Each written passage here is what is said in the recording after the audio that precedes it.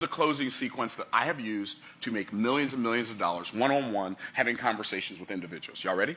Okay. So the first question I ask is this. What did you like best about what you saw in the presentation? Now, why do I ask what did you like best?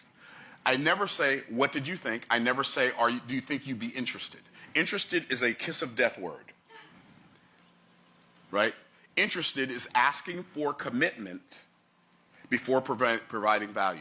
If I could show you a way, which is a terrible thing to say, by the way, if I could show you a way to A, B, C, D, E, F, G, would you be interested? So terrible. A better way to say that is, if there were a way. Because if you say, if I can show you a way, you're already telling them, I know something you don't know, which to them sounds like I'm smarter than you. And so now you've already created opposition, because what they're going to do is they're going to say, well, I don't know if I would be interested or not.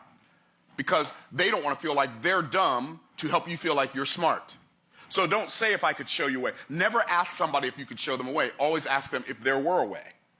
If there were a way. That removes you and them from the conversation. If there were a way that you could A, B, C, D, E, F, G, is that something that you would like to know more about potentially? No, potentially I would like to know more about that, right? So they've seen the presentation, they've seen a webinar, they've seen whatever. I don't have time to teach you how to do a webinar or a Zoom or a live or whatever sales presentation right now. They've already seen your presentation. They've booked a call. If they've seen your presentation and booked a call, they did not book a call because they don't care about more details about your offer. They didn't book a call because they don't desire the outcome that you promised on that presentation. They booked the call because they do desire the outcome. Now they just want to figure out if it's worth it. That's why they're having the conversation with you. Does that make sense to everybody? Yes? Okay. So what you say is, you say based on what you saw in the presentation, whether it be a webinar, Zoom call, automated webinar, whatever, based on what you saw in the presentation, what do you like best about what you've seen so far? And you just let them talk. Why? Because in a selling environment with a pro, the person who's the prospect or the client provides all of the content, and the closer just provides the context. What is the content? The content are the reasons why they would say yes or no.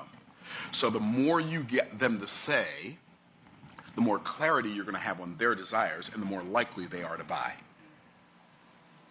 The reason some of you can't sell is because you talk too much and listen too little. I heard somebody say one time, they might be right. The reason God gave you one mouth and two ears is because you're supposed to listen twice as much as you talk. That's especially true in selling, right? And so what did you like best? They tell you. Great. What else did you like? Why? I want them talking as much. I want them to do most of the talking when I am selling. I don't ever do most of the talking when I'm selling. I don't even care if I'm selling to a group. I'll get the group to talk back to me. Does that make sense to everyone? Say yes? Yes. See, you just did it. And I'm not even selling anything. Okay, so then after that, I say, based on what you've seen so far, so they've already seen what the product is or the service. They already know how much it costs. Based on what you've seen so far, what questions, if any, do you have? Well, question one, what about this? You answer that question. And then you say, what other questions do you have? And they ask you another question. Great. And then you say, what? What other questions do you have? And they answer, well, what about this? And then you say, well, and you answer that question. What other questions do you have? See, here's part of your problem. You're afraid of their questions because you're afraid you might not know the answer. So learn the answer.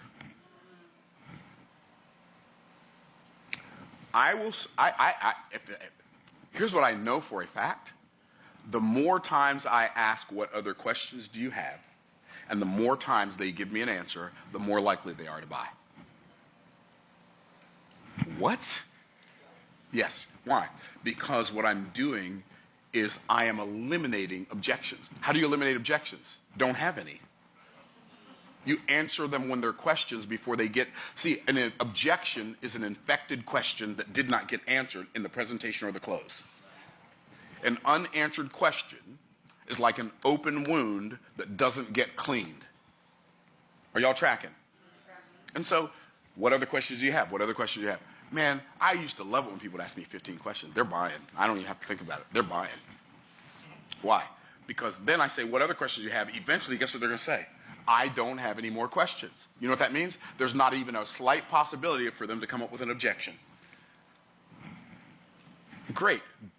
Now watch what happens next. When they say, I don't have any more questions, you say, do you mind if I ask you a few questions? What are they going to say? The law of reciprocity says, because you answered 15 questions for them, or 7, or however many, they feel obligated to let you ask them a few questions. Oh.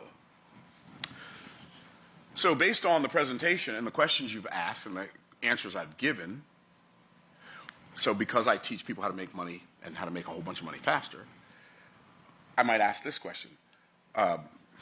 Based on the presentation you've seen, the questions you've asked, the answers I've given, what appeals to you the most? Making the really big money or having more free time, or both? Now, 95% of the time, they are going to say both. Why? Because two things that influence people a lot are recency and frequency. The more often you say something, the more likely it is to settle in. And the most recent thing is the thing people are going to lock into. So if I say, what appeals to you the most, the big money or the free time or both, they're likely to say both because it was the last thing I said and they don't have to think about it. And I already know they're going to say both. So I'm not asking any question I already know the answer to. I'm just guiding the presentation. See, you think your job is to convince somebody to buy. I realize my job is just to facilitate somebody who already desires to buy and not to get in their way. Are y'all tracking? Okay, cool. So they say both. I say, great. If you had the opportunity to benefit from both sooner or later, now notice how I phrase this. Would you choose sooner? Would you choose later, or would you choose sooner? Would you choose later, or would you choose sooner? So I'm asking them a question, but at the end of my question, I'm telling them to choose sooner. It's called an embedded command. So it's a question, it's a statement that's dressed up in a question.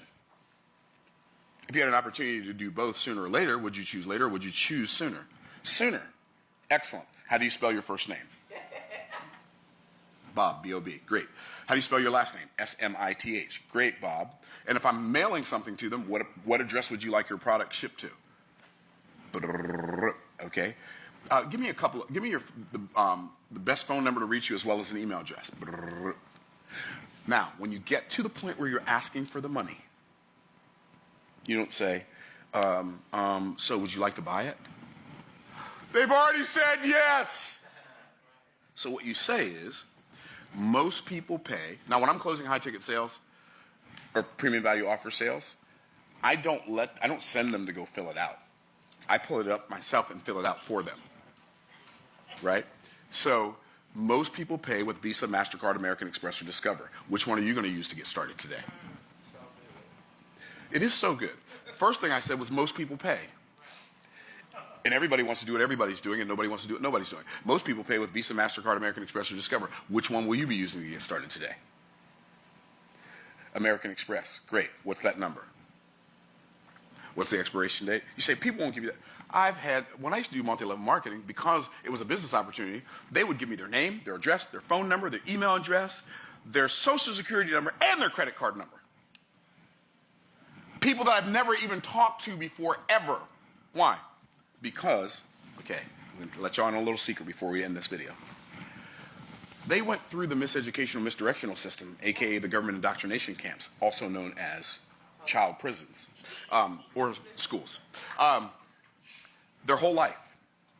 And they've been programmed to answer questions. So when you ask them questions, they feel obligated to answer because that's what they're in the habit of doing anyway. So I'm going to end with this. You say, Myron, that sounds like manipulation. Okay, so let me break something to you, baby. I'm going to look in the camera for this one. If you're grown and broke, you've already been manipulated. Because nobody set out at 18 to say, you know, I can hardly wait to get grown so I can be broke. So grown and broke equals already been manipulated. I'm not manipulating anybody. They already told me what they desire. I know I can help them get it. So, and by the way, I know that probably sounds a little bit too confident to some of you. I can't fix it because I know I don't hope. I don't think. I'm not wishing. We've already done it too many times with too many people. I know it works. It's a skill set. The difference between a talent and a skill is a talent is God-given, and skills can be acquired by anyone who's willing to do the work. And closing is a skill, and it can be acquired. Even if you're an introvert. I know, I am an introvert. I know that's hard for y'all to believe, but deal with it. So when you master this way of having a conversation, it'll blow your mind how many sales you'll make. It'll blow your mind. Because you're taking people through a closing sequence and you're understanding that selling is not an event, it's a process. And when you go through all the steps of the process, out pops the sale.